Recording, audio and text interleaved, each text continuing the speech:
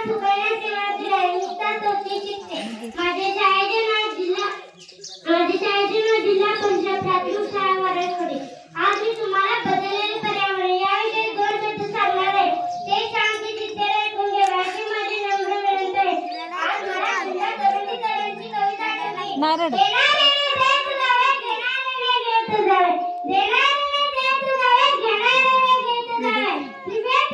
करायला लागली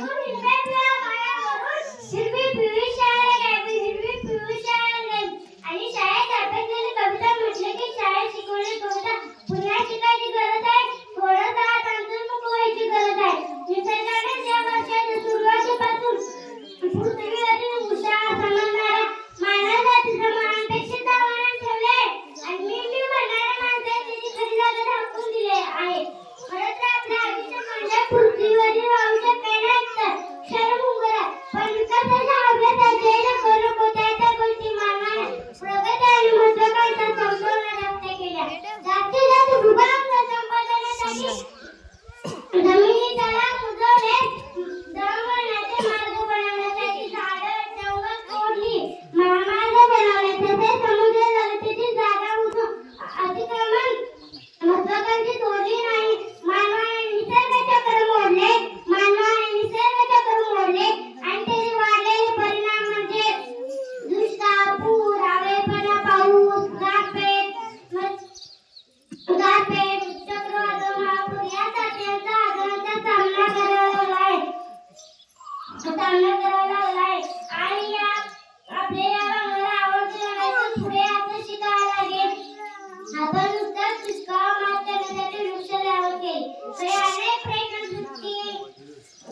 माणसाने आपल्या आयुष्यात दरवर्षी 5 झाडे लावून 5 झाडे जगवले मग विकसित पर्यावरण संतुलित व्हायला मदत होईल माणसा आता तरी जागा होशील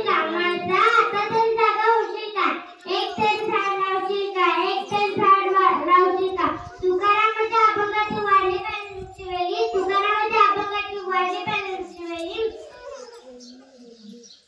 फुलतील फुले येतील पक्ष्यांचे मंजूळ गाणे मित्रांनो पर्यावरण बदलण्याचे काय होईल ते पहा सावलीसाठी झाडं नाही पाण्यासाठी आड नाही अंगाई पाखरांचा थवा गणपती अंकुर उगवण्यापूर्वीच चढावा उगार झाल्यावर त्या उगार झाली राणे उमत नाही येते पाखरांचे गाणे जंगल तुटली नद्या आटल्या सोपरी चिमण्या भुकेने जातल्या सूर्याचा बेहाना बघतोय हिमालयाचा खाली झुकतो सागराला राहिलं नाही मर्यादेचे भान वसुंधरेला मात्र चालती भुई ठेवले रान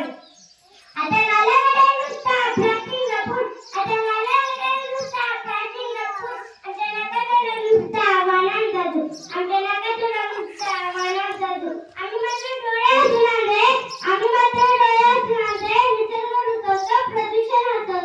निसर्ग रुजवतो प्रदूषण हटवतो अशी वेळ येईल की बोंबलाही मिळणार नाही ते क्षणात सारे संपेल बंद सगळा खेळ मरणाची जरा धुगात तरी जाळ नाही